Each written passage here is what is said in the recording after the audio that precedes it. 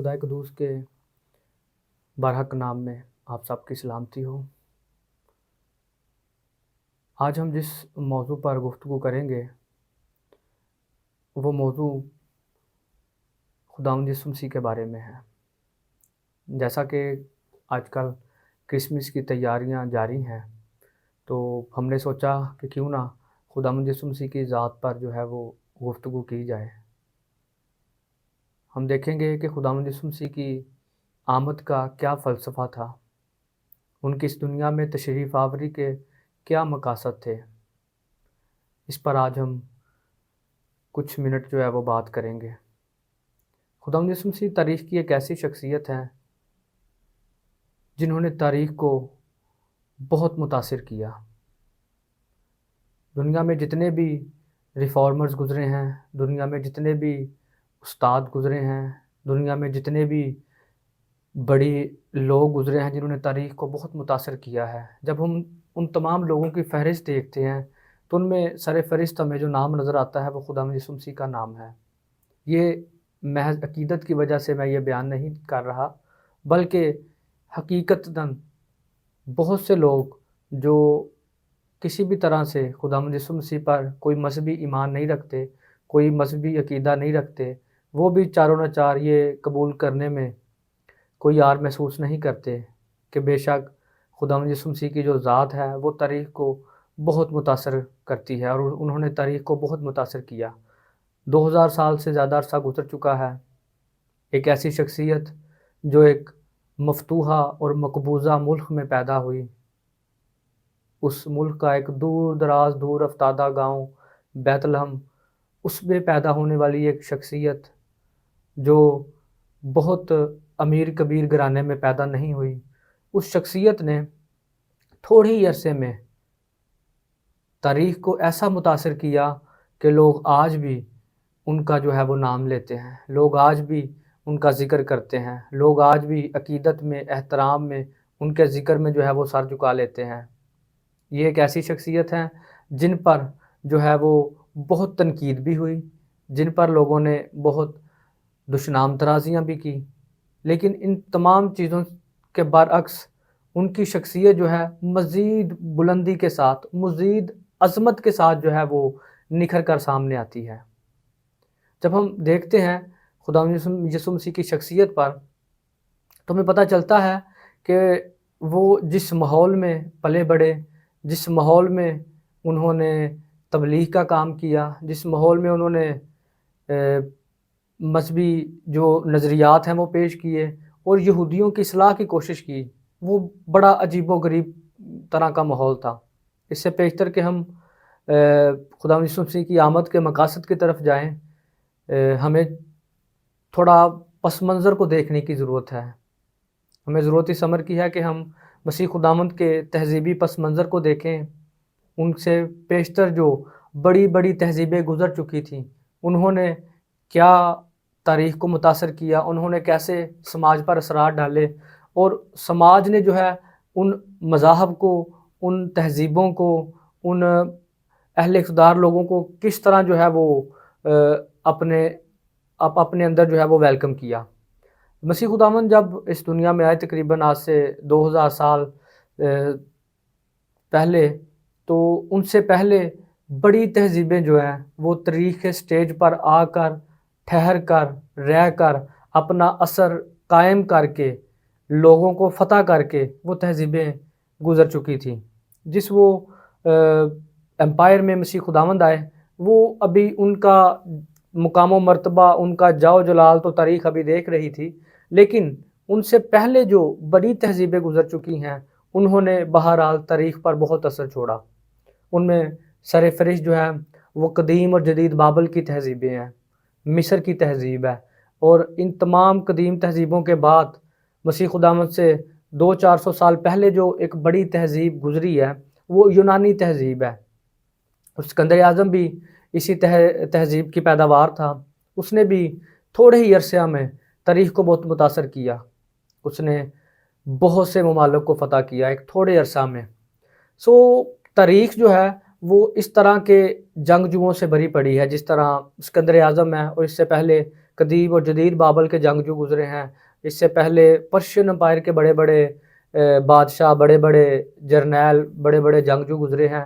تو ہمیں تاریخ جو ہے مختلف طرح کے لوگوں سے جو ہے وہ بری پڑی نظر آتی ہے۔ ان تمام تہذیبوں میں 2-3 چیزیں جو کامن تھیں وہ ان کا علم و ادب تھا۔ ان تہذیبوں نے جنگوں کے ساتھ ساتھ علم و ادب پر بھی بہت کام کیا۔ ان تہذیبوں نے بڑے بڑے امپائر کھڑی کیں اور ان میں ایک اسٹیٹ کا پراپر سسٹم قائم کیا۔ تہذیبوں نے بظاہر تو مادیت کے اعتبار سے بہت ترقی کی، لیکن بہت سے معاملات میں یہ تہذیبیں جو ہیں، ان کے جو مفکرین تھے، ان کے بڑے بڑے جو صاحبان دانش تھے، وہ بڑے بڑے معاملات میں ناکام رہے، وہ انسانیت کی مکمل رہنمائی کرنے میں ناکام رہے۔ ان کی طرف ابھی ہم بعد میں آتے ہیں۔ ہم جب ان کچھ تہذیبوں کو دیکھتے ہیں جو مسیح خداوند سے پہلے بڑی بڑی تہذیبیں گزری ہیں، ان میں جنگ و جدل بالکل ان کا عام کلچر تھا، کیونکہ اس وقت ابھی تہذیبیں جو ہے وہ ایک تدریجی مراحل سے گزر رہی تھی۔ ان میں ابھی جو ہے وہ گریجولی جو ہے وہ تبدیلیاں آ رہی تھیں۔ لیکن جس طرح آج کا نظام ہے، جیسا کہ آپ جانتے ہیں، آج کے دور میں پوری دنیا میں ماڈرن نیشنل اسٹیٹ سسٹم جو ہے وہ قائم ہے۔ یہ ایک جدید نظام ہے، ایک جدید جمہوری سسٹم ہے، لیکن اس سے پہلے ایسا نہیں تھا۔ یہ جب ہم دیکھتے ہیں 18ویں صدی سے پہلے جتنے بھی ممالک تھے، وہ تمام جو ہے وہ طاقت کے زور پر جو ہے وہ یقین رکھتے تھے۔ یو بننے سے پہلے طاقت کا سکہ چلتا تھا، جس کی لاٹھی اس کی بحث کا جو ہے وہ کلیہ تھا۔ لوگ جس ملک پر چاہتے وہ قبضہ کر لیتے، کیونکہ ان کے پاس پار تھی۔ تو مسیح خداوند سے پہلے جو جتنی بھی تہذیبیں گزری ہیں، جتنے بھی یہ بڑی امپائرز گزری ہیں، ان میں جو ہے وہ طاقت کا سکہ چلتا تھا، طاقتور کی حکمرانی تھی۔ ان میں جنگ و جدل کا نظام جو ہے وہ عام تھا۔ ایون کہ جب آپ یونان کی تاریخ کو دیکھیں گے تو ان کے جو شہری ریاستیں تھیں، ان کی جو سب سے بڑی شہری ریاست طاقت کے اعتبار سے تھی وہ اسپارٹا تھی، اور ایتھن جہاں سے فلسفی نکلے، جہاں سے اہل علم، اہل دانش نکلے، اس کو ایک کمزور ریاست کے طور پر جو ہے وہ دیکھا جا رہا تھا۔ جس نقطے پر ہم غور کر رہے ہیں وہ یہ ہے کہ مسیح خداوند سے پہلے جتنی بھی تہذیبیں تھیں، ان میں طاقتور کا جو ہے وہ سکہ چلتا تھا، وہاں طاقت کی حکمرانی تھی، کوئی عدل، کوئی انصاف، ان چیزوں کی طرف کوئی دھیان نہیں تھا۔ جس کے پاس طاقت تھی وہ جس قبیلے پر، جس گروہ پر چاہتا وہ طاقت کے بلبوتے پر قبضہ کر لیتا۔ کمزور کا کوئی جو ہے وہ پرسان حال نہیں تھا۔ لیکن ان میں دوسرا جو بڑا ایک کامن چیز تھی، جو دوسری بڑی کامن چیز تھی، وہ ان میں مشرکانہ رسومات تھیں۔ جتنی بھی تہذیبیں گزری ہیں، یہ ان کی ایک اپنی اپنی میتھولوجی تھی، ان کی اپنی اپنی ایک اساطیر کا علم تھا۔ وہ اپنے اپنے دیوتا بناتے، اپنے اپنے دیوتا گڑھتے، اور ان سے جو ہے وہ جنگیں کروایا کرتے۔ ان کی جتنی بھی اساطیر کی جتنی بھی کہانیاں آپ کو ملتی ہیں تاریخ کے ادب میں، وہ آپ کو یہی ملیں گی کہ ایک دیوتا نے دوسرے دیوتا کی جو ہے وہ عورتوں پر جو ہے وہ قبضہ کر لیا اور اس کو اپنے قبضے میں لے لیا، دوسرے دیوتا نے کسی اور پر قبضہ کر لیا۔ تو وہاں عورتوں کے قبضے کے بارے میں بھی جو ہے وہ اس طرح کی چیزیں پائی جاتی تھی۔ یعنی مشرکانہ جتنی بھی رسومات تھی، مشرکانہ مذاہب کی، ان میں انسانیت کی تذلیل کی، یا انسانیت کو انسانیت کے مرتبے اور منصب سے گرا کر جو ہے وہ دیوتاؤں کے ساتھ تعلق جو ہے وہ دکھایا جاتا۔ یعنی دیوتا انسانی جو جتنے بھی رشتے ہیں، انسانی جو ایک تشخص ہے، انسانی عزت اور مقام اور مرتبہ ہے، اس سے انسان کو گرا کر جو ہے پھر اپنی عظمت جو ہے وہ ثابت کیا کرتے تھے۔ اور ان تمام تہذیبوں میں جو ہے وہ قربانیوں کا سسٹم جو ہے وہ رائج تھا۔ جتنے بھی ان کی مذہبی رسومات تھی، ان میں قربانیاں آپ کو جو ہے وہ نظر آئیں گی۔ اگرچہ یہودی مذہب میں بھی یہ تھا، لیکن یہودی مذہب میں اور دوسرے مشرکانہ مذہب کی قربانیوں میں یہی فرق تھا کہ مشرکانہ مذاہب جو تھے وہ انسانوں کی قربانیوں کو بھی جو ہے وہ بڑا جو ہے وہ ترجیح دیا کرتے تھے. وہ کہا کرتے تھے کہ دیوتا انسانوں کی قربانی سے بہت زیادہ خوش ہوتے ہیں. سو دوسری جو کامن چیز ان تمام تہذیبوں میں آپ کو ملے گی وہ آپ کو انسانی حرمت کی جو ہے وہ بے توقیری ملے گی.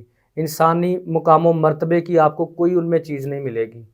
یہ ان کے ہاں مذہبی افکار اس طرح کے تھے.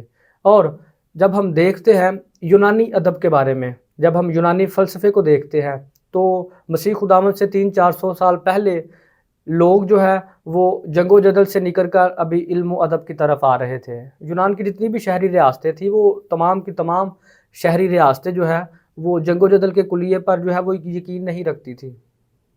ایتھنز ایک ایسی ریاست تھی، ایک ایسی شہری ریاست تھی جو فلسفے پر جو ہے وہ بلیو کرتی تھی، جو علم و ادب پر بلیو کرتی تھی، جو کائنات پر غور کرتی تھی.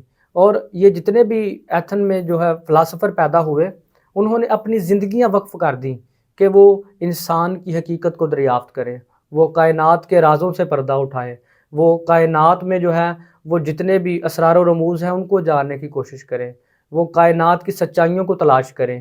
اور سب سے بڑھ کر ان کا جو مدعا اور مقصد تھا وہ یہ جاننا تھا کہ یہ کائنات کیوں وجود میں آئی ہے، اس کا کیا کوئی بنانے والا ہے یا یہ اپنے آپ ہی وجود میں آ گئی ہے. یہ یونانی فلسفہ دانوں کا سب سے بڑا سوال تھا.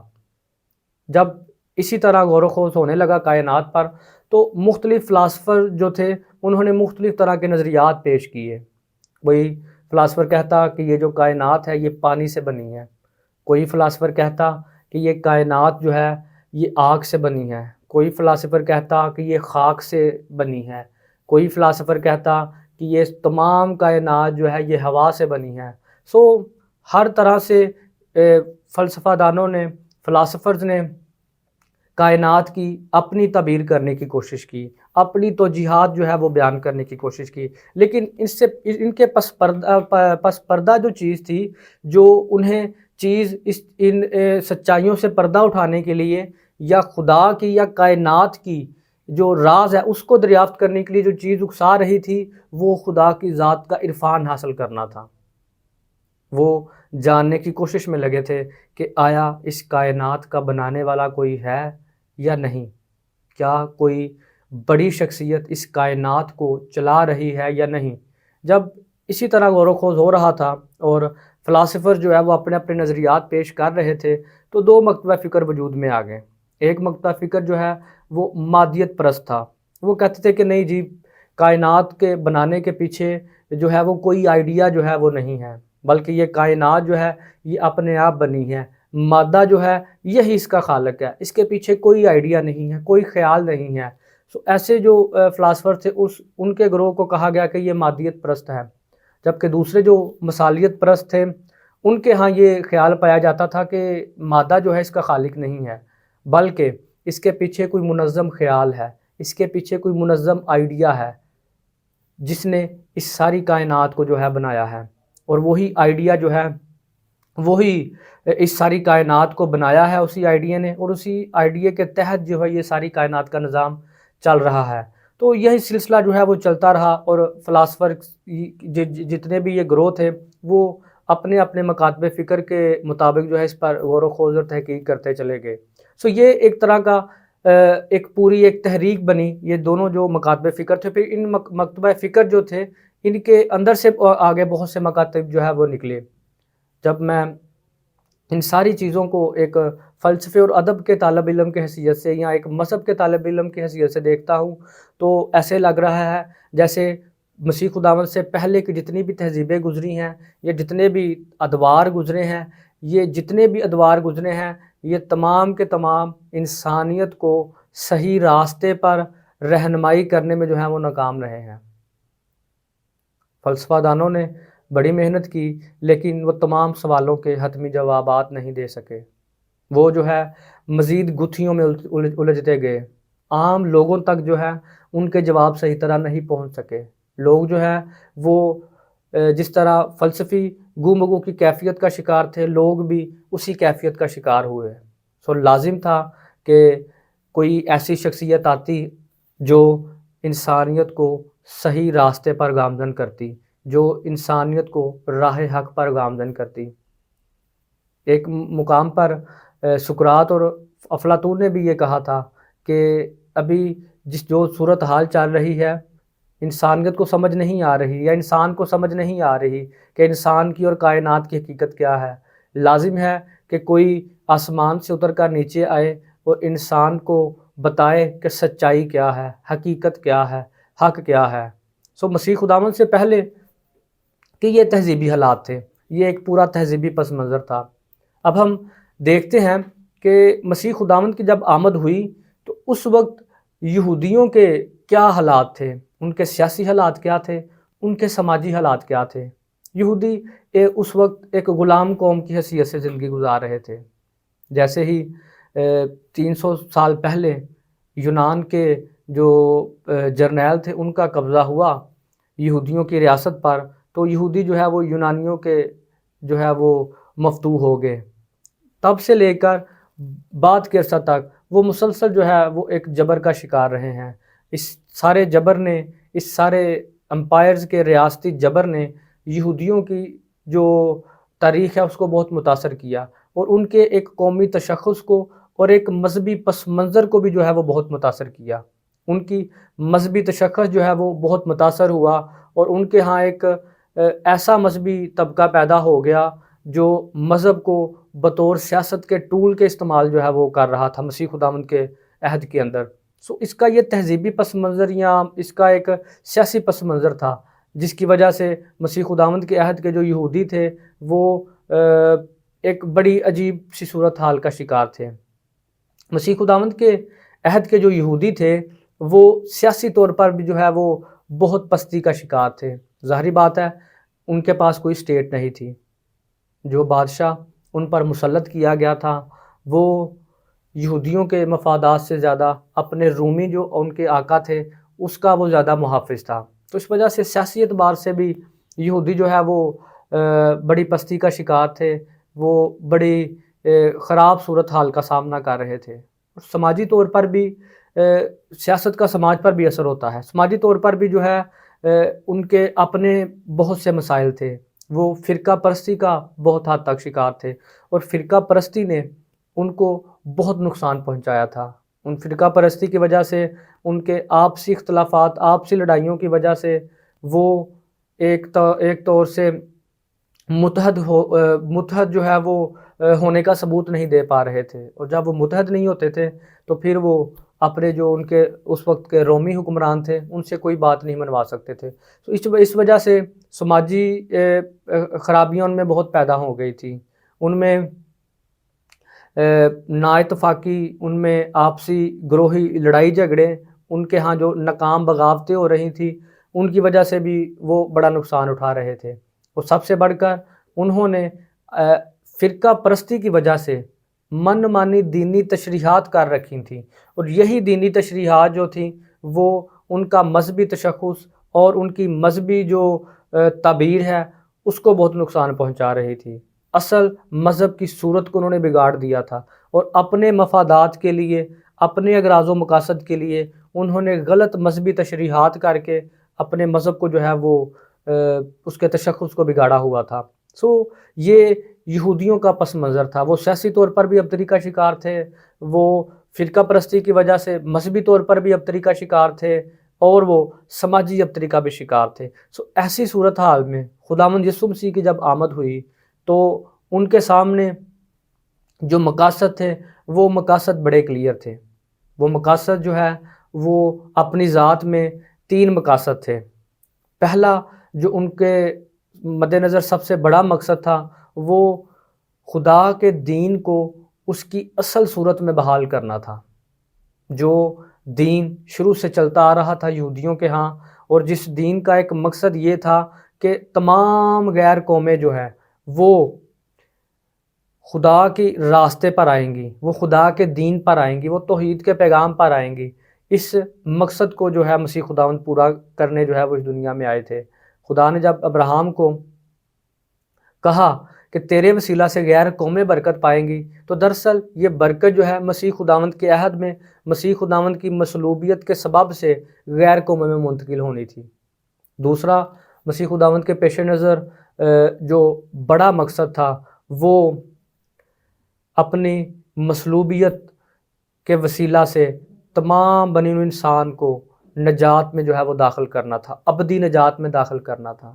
مسیح خداوند نے اپنی قربانی پیش کر کے تاریخ میں جتنے بھی مذاہب مسیح خداوند سے پہلے آئے وہ تمام قربانیوں پر جو ہے وہ لگے ہوئے تھے۔ لوگ، انسانیت، تاریخ میں جتنے بھی مذاہب مسیح خداوند سے پہلے گزرے وہ تمام کے تمام قربانیوں کے وسیلہ سے نجات کو تلاش کرنے کی کوشش کر رہے تھے۔ انسانیت مسیح خداوند سے پہلے قربانیاں کر کر کے تھک چکے تھے۔ اب وقت تھا کہ خدا جو ہے اپنے بیٹے یسوع مسیح کے وسیلہ سے ایک ہی دفعہ قربانی کے کام کو سر انجام دے کر نجات کے کام کو پایہ تکمیل تک پہنچاتا۔ تو مسیح خداوند کا دوسرا مقصد جو ہے وہ ابدی نجات کو جو ہے وہ ممکن بنانا تھا۔ اور مسیح خداوند کے پیش نظر جو تیسرا مقصد تھا وہ یہ تھا کہ وہ تجسم کے ذریعہ سے، جس طرح انجیل مقدس میں یوحنا کی انجیل کے پہلے باب میں آتا ہے، کلام مجسم ہوا اور فضل اور سچائی سے ممور ہو کر ہمارے درمیان رہا اور ہم نے اس کا ایسا جلال دیکھا جیسا باپ کے اکلوتے کا جلال ہے۔ مسیح خداوند جو ہے وہ مجسم کلمہ تھے۔ ابتدا میں کلام تھا، کلام خدا کے ساتھ تھا اور کلام ہی خدا تھا۔ یوحنا کی انجیل اس کا پہلا باب اس کی پہلی آیت میں یہ تجسم کا سارا فلسفہ جو ہے وہ ہمارے سامنے آ جاتا ہے۔ مسیح خداوند نے باپ کی حقیقی صورت کو جو ہے وہ ظاہر کیا۔ خدا کیسا ہے، خدا کیسا رحم دل ہے، خدا کیسا محبت کرنے والا ہے، خدا کیسا پاکیزہ ہے، یہ مسیح خداوند نے اپنی زندگی سے جو ہے وہ ظاہر کیا۔ یہ تین بڑے مقاصد تھے جن کو سر انجام دینے کے لیے مسیح خداوند کی آمد ہوئی۔ پہلے مقصد پر ہم بات کرتے ہیں، خدا کے دین کو اصل صورت میں بحال کرنا۔ یہ ایک بہت ہی بنیادی نقطہ ہے جس پر مسیح خداوند نے کام کیا۔ مسیح خداوند نے پہاڑی واز میں جتنی بھی باتیں کی ہیں، جتنے بھی فقی فریسیوں کو ان پر تنقید کر کے اور ان پر واضح کیا یہ کہ تم اپنی من مانی تشریحات جتنی بھی تم نے بنائی ہوئی ہیں یہ اصل شریعت نہیں ہے، بلکہ جب مسیح خداوند نے کہا لیکن میں تم سے کہتا ہوں، تو وہ تب ہی جو ہے وہ شریعت کو اصل معنی جو ہے وہ بیان کر رہے تھے، وہ خدا کے دین کو بحالی کی طرف لے کر جا رہے تھے۔ اور مسیح خداوند نے بعد میں چل کر جتنے بھی خطبات دیے، جتنے بھی مسیح خداوند نے ان کے ساتھ مکالمے کیے، مسیح خداوند نے ان کی ذاتی تشریحات کو کنڈیم کیا۔ انہوں نے اپنے مفادات کے لیے، اپنے اغراض و مقاصد کے لیے خدا کے دین کو بگاڑ کر اس کو جو ہے وہ مسخ کر دیا تھا۔ کتاب میں انہوں نے کوئی جو ہے وہ تحریف نہیں کی، بلکہ جو وہ عبادات میں، جو سیناگوگ میں عبادات ہوتی تھی یا ان کی جو مذہبی محفلیں ہوتی تھی، وہاں جو تشریح کیا کرتے تھے اس میں وہ گڑبڑ کیا کرتے تھے، وہاں وہ اپنے مطلب کے لیے جو ہے شریعت کو اور جو ہے وہ معنی میں بیان کرتے۔ تو اس طرح سے انہوں نے ایک دین کی صورت جو ہے وہ خراب کی ہوئی تھی۔ جیسے خدا کو انہوں نے ایک بڑے ہیبت ناک طور پر پیش کیا ہوا تھا، خدا جو ہے وہ صرف مارتا ہے، خدا جو ہے وہ سزا دیتا ہے، خدا رحم نہیں کرتا۔ انہوں نے خدا کو ایک ہیبت ناک دیوتا کے طور پر پیش کیا ہوا تھا۔ لوگ خدا سے اس طور پر ڈرتے تھے جیسے خدا جو ہے وہ صرف غرق کرتا ہے، خدا صرف جو ہے وہ تباہ و برباد کرتا ہے۔ مسیح خداوند نے خدا کو جو ہے ایک شفیق باپ کے طور پر جو ہے وہ پیش کیا۔ جب بھی انہوں نے خدا کی بات کی، انہوں نے ان پر واضح کیا کہ خدا انسان کے ساتھ ویسے ہی محبت کرتا ہے، بلکہ اس سے بھی زیادہ محبت کرتا ہے جیسی محبت ایک زمینی باپ جو ہے وہ اپنے جو ہے وہ بیٹے سے کرتا ہے۔ تو خدا کی محبت کو انہوں نے اس طور پر بیان کیا کہ وہ ایک پروردگار ہے جو رحم کرتا ہے، جو انسانیت سے محبت کرتا ہے، جس کے ہاں جو ہے وہ انسانیت کے لیے نفرت نہیں پائی جاتی، بلکہ وہ انسانیت کا جو ہے وہ محسن ہے، وہ انسانیت پر فضل کرتا ہے۔ یہودیوں نے خدا کو ہیبت ناک کے طور پر پیش کیا، لیکن مسیح خداوند نے خدا کو جو ہے وہ ایک پرفضل پروردگار کے طور پر پیش کیا۔ جیسا کہ ہمیں تمثیل میں نظر آتا ہے، جو ایک دو بیٹوں کی تمثیل مسیح خداوند نے بیان کی ہے۔ ایک بیٹا اپنی جائیداد کا حصہ لے کر چلا جاتا ہے اور اپنے باپ سے جو ہے وہ سارا حصہ جب وہ لے لیتا ہے تو پھر وہ جا کر کسبیوں میں اڑا دیتا ہے، وہ غلط کاموں میں اڑا دیتا ہے، وہ عیش و عشرت میں اڑا دیتا ہے، اور پھر جب وہ پیسے اس سے ختم ہو جاتے ہیں تو پھر اسے خیال آتا ہے کہ میں تو ابھی بڑے برے حالات میں آ گیا ہوں، میں تو سوروں کے ساتھ رہ رہا ہوں، سوروں کی خوراک کھا رہا ہوں، تو کیوں نہ میں واپس جا کر اپنے باپ سے معافی مانگوں۔ تو جب وہ واپس آ کر اپنے باپ سے معافی مانگتا ہے تو اس کا باپ جو ہے اسے معاف کر دیتا ہے۔ دوسرا بیٹا جو ہے وہ معترض ہوتا ہے کہ یہ کیا معاملہ بن گیا ہے، تو نے اس کو معاف کر دیا ہے اور تو نے اس کو پھر رکھ لیا، اگرچہ تجھے معلوم ہے کہ وہ اپنے سارے جو رقم ہے وہ کسبیوں میں اڑایا ہے، غلط کاموں میں اڑایا ہے۔ تو پھر اس کا باپ جو اسے آگے سے جواب دیتا ہے، وہ کہتا ہے کہ یہ میرا کھویا ہوا بیٹا تھا جو واپس آ گیا ہے، یہ مردہ بیٹا تھا جو اب دوبارہ زندہ ہو کر میرے پاس لوٹ آیا ہے۔ تو یہاں مسیح خداوند خدا کو ایک رحم دل باپ کے طور پر پیش کر رہے ہیں، ایک معاف کرنے والے باپ کے طور پر پیش کر رہے ہیں۔ یہودیوں نے خدا کو ایک بہت ظالم اور جابر حکمران کے طور پر پیش کیا ہوا تھا۔ مسیح خداوند نے بہت سے معاملات میں جو ہے وہ ان پر یہ واضح کیا کہ تم غلطی پر ہو، جیسا کہ سبت کے حکام کو انہوں نے بہت سخت کیا ہوا تھا، انسانی جان کی حرمت سے بھی زیادہ انہوں نے سبت کے حکم کو سخت کیا ہوا تھا، لیکن آن دا ادر ہینڈ وہ اپنے مطلب کے لیے، اپنے مقاصد کے لیے، اپنے مفاد کے لیے وہ انہی تشریحات کو بھی جو ہے وہ اپنے حق میں استعمال کیا کرتے تھے۔ مسیح خداوند نے ان پر واضح کیا کہ سبت جو ہے وہ آدمی کے لیے ہے، نہ کہ آدمی جو ہے وہ سبت کے لیے ہے۔ تو مسیح خداوند ہر ان کی غلط تشریح کو جو ہے وہ صحیح کرتے اور خدا کے دین کو اصل صورت میں بحال کرتے۔ مسیح خداوند نے اس زناکار عورت کو جو ہے وہ معاف کر دیا۔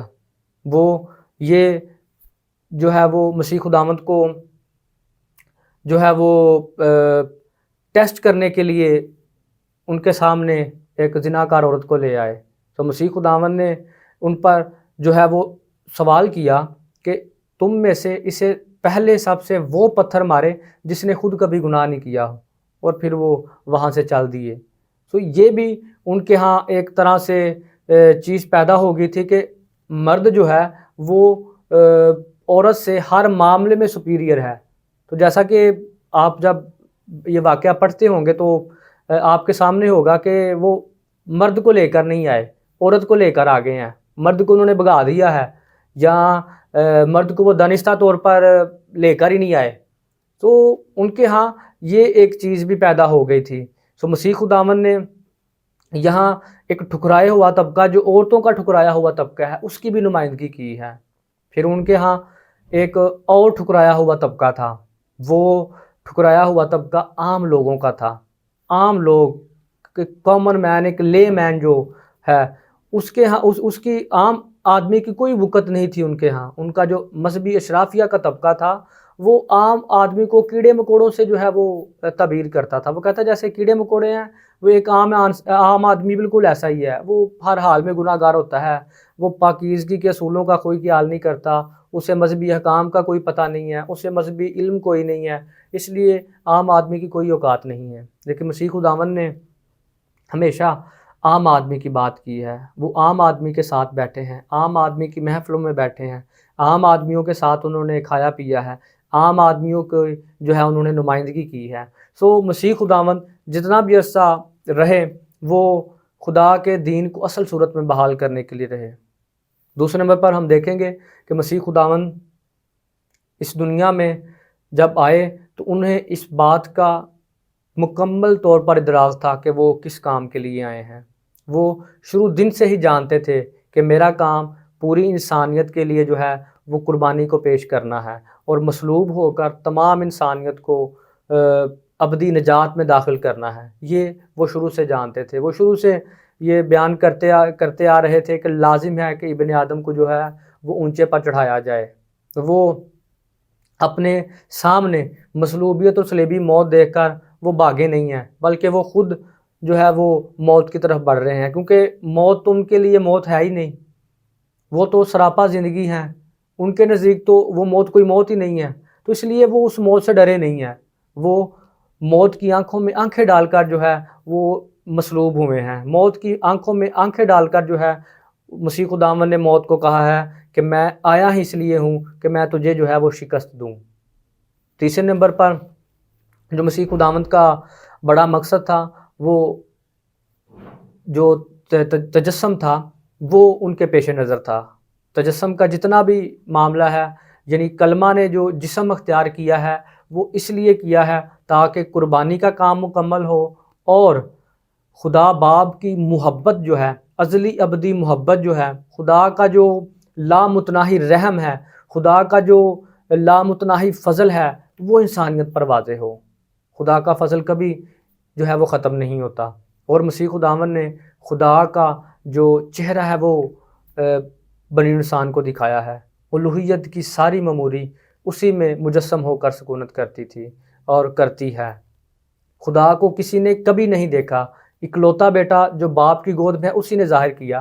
سو یہ جتنے بھی انجیل مقدس کی آیات ہیں، یہ تمام آیات یہ ظاہر کرتی ہیں، یہ تمام آیات جو ہیں وہ ثابت کرتی ہیں کہ مسیح خداوند جو ہے وہ خدا باپ کی صورت اور شبیہ پر تھے، اور وہ خدا باپ کی حقیقی جو شبیہ اور صورت ہے اس کو بنی انسان کو دکھانے آئے۔ ان کی پاکیزگی کی جو لیول ہے وہ وہی لیول تھا جو خدا کی پاکیزگی کا لیول ہے۔ ان کی ذات میں کوئی گناہ نہیں تھا، ان کی ذات کہیں بھی منافقت کا شکار نہیں ہوئی، ان کی ذات کبھی بھی جو ہے وہ تعصب کا شکار نہیں ہوئی، ان کی ذات سے کبھی بھی کسی کے لیے جو ہے وہ نفرت نہیں نکلی۔ وہ تو اپنے مارنے والوں کو بھی معاف کر رہے ہیں، صلیب پر وہ معافی کا پیغام جاری کر رہے ہیں۔ سو مسیح خداوند کے اوصاف وہی اوصاف ہیں جو خدائے بزرگ و برتر کے اوصاف ہیں، وہ انہی اوصاف کو ظاہر کر رہے ہیں۔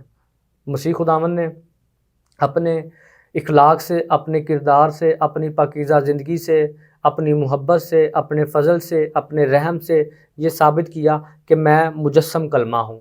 ان کا قدرت، ان کا اختیار، ان کی عظمت، ان کے معجزات، ان کی پاکیزہ زندگی، تمام چیزیں یہ ثابت کر رہی ہیں کہ وہ مجسم کلمہ ہیں، وہ مجسم کلام ہیں جو اس دنیا میں خدا باپ کی صورت کو جو ہے وہ ظاہر کرنے کے لیے آئے ہیں۔